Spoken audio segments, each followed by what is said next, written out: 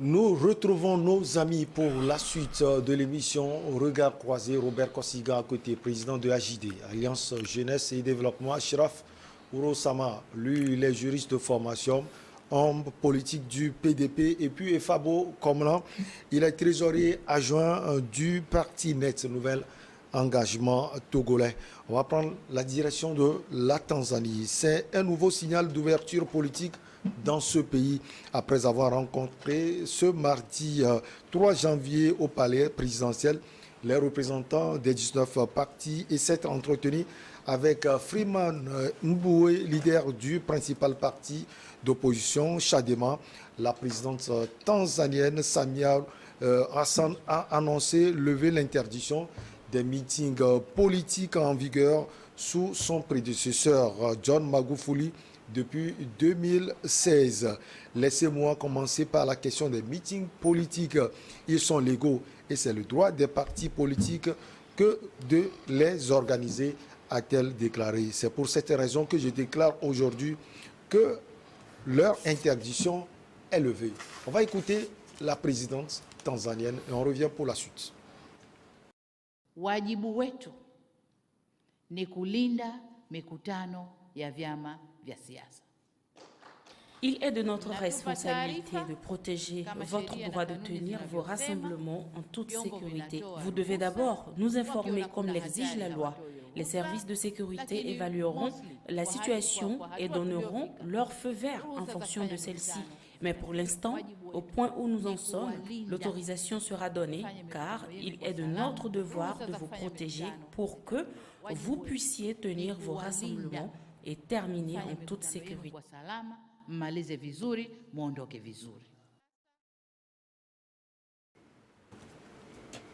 La présidente tanzanienne parle d'autorisation, ça veut dire qu'il y a eu interdiction, c'était depuis 2016 sous le feu président John Magufuli.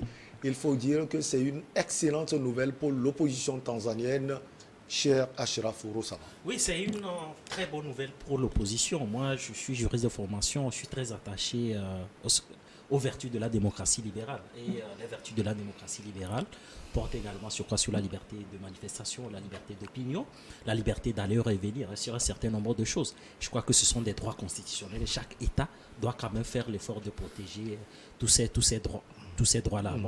Aujourd'hui, la présidente Hassan a pris quand même la mesure de la chose, de mettre fin à toutes ces interdictions-là, quand on sait très bien que ces interdictions ne concernaient seulement que les partis d'opposition, alors que le parti au pouvoir, lui, avait le droit d'organiser des meetings. Donc c'est contre-productif aujourd'hui d'opposer une fin de non-recevoir à toutes les requêtes des partis d'opposition qui veulent manifester. La manifestation dans un pays, comme je l'ai dit, c'est un droit constitutionnel. Cela permet à un parti politique d'extérioriser un certain nombre de frustrations et de faire aussi des critiques constructives. Et il appartient à la classe politique dirigeante de s'en inspirer pour insuffler un souffle nouveau aux orientations politiques générales dont il est auteur. Donc, je crois que c'est une très bonne nouvelle, mais je mets quand même un bémol, parce que la liberté n'existe pas. Je vais reprendre cette fameuse formule de Jean-Jacques Rousseau qui dit l'obéissance aux lois qu'on s'est prescrites est liberté. Donc, ce qui veut dire que la liberté également a des limites. Constitutionnellement, l'étendue de la liberté est déterminée par les lois et règlements. Donc, les partis d'opposition doivent savoir que c'est une victoire, mais la liberté n'est pas absolue. Si vous voulez manifester, vous devrez faire une demande à l'autorité administrative qui appréciera la nécessité de donner une suite favorable à votre requête ou pas. Et je crois que les autorités administratives, je veux parler des autorités déconcentrées qu'on appelle les préfets, ne doivent pas aussi en abuser. Et ils doivent objectivement donner une suite favorable ou défavorable aux requêtes des différentes parties d'opposition. Donc je crois que c'est une très bonne nouvelle et qu'il ne faut pas répéter, parce que nous en avons vraiment besoin. Je crois que la Tanzanie admet le pluralisme politique. Il n'y a pas de parti unique dans ce pays. À partir de ce moment, on a une configuration qui est très claire, c'est-à-dire le pluralisme, il est accepté. Et tous les partis politiques doivent bénéficier d'un droit de manifestations. Donc, je crois que c'est la face cachée de l'iceberg, hein, parce qu'il y a un certain nombre de revendications des partis d'opposition, par exemple sur la réforme du code électoral et sur une possible modification constitutionnelle. Donc, je crois que la présidente doit prendre quand même la mesure de la chose, parce que si on veut construire un état de droit en Tanzanie, il faut forcément passer par là. Bon, et nous dit qu'aujourd'hui, qu'elle met fin à la liberté de manifester, les interdictions qui ont été notifiées aux partis d'opposition. Vous savez, presque dans tous les pays, vous avez des classes politiques dirigeantes qui ont profité également du Covid pour durcir également la loi. Donc, je crois qu'il est extrêmement important. Vous avez par exemple tout récemment les ordonnances qui ont été approuvées portant sur l'état d'urgence, bien sûr, qui ont été approuvées par le Parlement togolais. Je crois que les législateurs font leur travail, mais à l'avenir, il faut aussi faire extrêmement attention pour voir quelle est la marge de manœuvre de l'exécutif. Donc, encore une fois, je répète, je suis très attaché aux vertus de la démocratie libérale et aucune interdiction de manifestation dans un pays peut se justifier, mais on ne doit pas en abuser. Alors, elle est allée loin même, cher ami Efabo Komlan. Elle dit, vous pouvez même critiquer le gouvernement. Elle a assuré les leaders des partis politiques. Il faut dire que Mme Samia Hassan fait un bon travail depuis qu'elle a pris les rênes de ce pays. C'était en mars 2021, suite à la mort de l'ancien président John Magufuli. Oui, Madame la Présidente a constaté un fait et elle veut faire une rupture avec son prédécesseur. Donc, l'interdiction de manifestation pour les partis politiques n'est pas une bonne chose dans un pays. Ça ne donne pas une vitalité de la vie politique pour un pays. On comprend, hein, parce que vous êtes un des cadres d'un parti politique togolais, le nouvel engagement togolais. Ça fait toujours plaisir qu'on vous permette de manifester. Hein. Oui, ça fait plaisir nous permettre de manifester. Mais nous, on n'a pas... La manifestation n'est pas dans votre ADN, vous. Bon, pour le moment. La manifestation est dans l'ADN de tous les partis. Tous les partis, mais nous privilégions des opportunités de manifester. Nous privilégions certaines voix pour se faire entendre. Et donc, je pense que c'est un peu ça. Alors, président Robert Kosiga à côté, est-ce qu'on peut dire que finalement, Mme Samia Hassan, c'est une dame qui arrose les fleurs dans son jardin? Tout à fait, parce qu'elle vient de se faire une renommée, pas des moindres. Elle s'est montrée d'abord démocrate, c'est-à-dire que quelqu'un qui est ouverte à toutes les pensées, à tous les courants politiques de son pays. Et puis, si elle dit tout de suite qu'elle autorise les manifestations des partis de l'opposition, ça veut dire qu'elle donne de l'espace, d'abord pour la liberté d'expression, pour alors tous les partis politiques de contribuer à leur manière à la construction de l'édifice public qui est le pays. Seulement, je pense que dans nos pays africains, il y a la classe politique de l'opposition qui mérite d'être peut-être réformée un tout petit peu ou moralisée, parce que beaucoup d'entre eux sont plus sur des pensées négatives qui, pour eux, c'est des actes de soulèvement populaire, vous voyez, des casses et tout, un radicalisme qui ne dit pas son nom. Mais ce n'est pas utile toujours. Il faut des pensées. Quand moi j'écoute parfois Achraf qui dit ok, nous avons au sein de PDP nous avons fait des productions concernant peut-être je ne sais pas, ils touchent la vie sociale, ils ont fait des productions dessus. Voilà. tout ça là, on peut aussi écrire et soumettre au parti au pouvoir et qui peut en tirer le son. Mais aller toujours battre le pavé, aller toujours alors par les soulèvements populaires qui alors occasionnent des casses, des morts, des emprisonnements parfois. Et puis, quand ces jeunes sont emprisonnés, quand le moment vient pour qu'on partage le gâteau, les mêmes chefs de partis politiques qui ont occasionné leur emprisonnement ne parlent plus d'eux. Eux, ils sont là avec leur famille à la maison. Prenons le cas du Togo. Beaucoup de jeunes aujourd'hui croupis à la prison depuis les histoires de 2017-2018. Mais ils sont là. Qui plaide pour eux aujourd'hui? C'est peut-être les partis politiques qui ne les ont pas envoyés sur le pavé qui plaident pour eux. Mais ceux-mêmes qui les ont envoyés sur le pavé ne se soucient plus d'eux. Donc moi je dis, il faut la moralisation de la vie politique dans tous les pays africains. Il va falloir que le pouvoir en place, alors... trouve des mécanismes par lesquels il faut faire. Alors, il faut d'abord moraliser la vie politique. Il faut faire peut-être beaucoup de choses pour faire prendre de la conscience aux politiciens d'un parti politique de l'opposition qui est censé un jour prendre le pouvoir et conduire le pays, non pas peut-être à la guerre, mais au développement. C'est aussi ça la réalité. Achraf, pour des analyses, ce n'est que justice parce que le parti au pouvoir, Chamacha Mapinduzi, au pouvoir depuis 1961, peut tenir des meetings partout où il le souhaite. Alors que l'opposition ne peut pas le faire.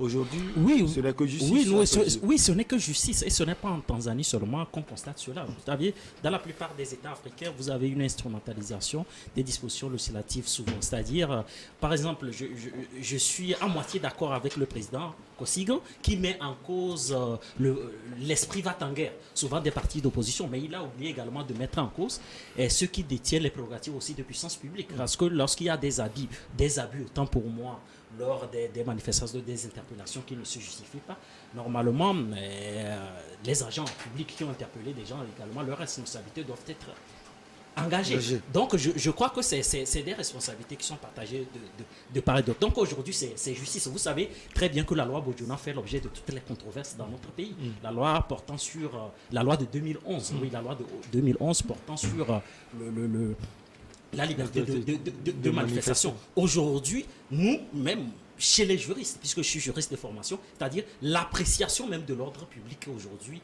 cause problème. Parce que vous avez un certain nombre d'autorités administratives qui invoquent le souci de préserver l'ordre public pour interdire une manifestation. Donc on se demande aujourd'hui quel est le contenu de l'ordre public quand on sait qu'en droit administratif, l'ordre public est constitué de la tranquillité publique, de la salubrité publique, de la salubrité publique et un certain nombre de choses.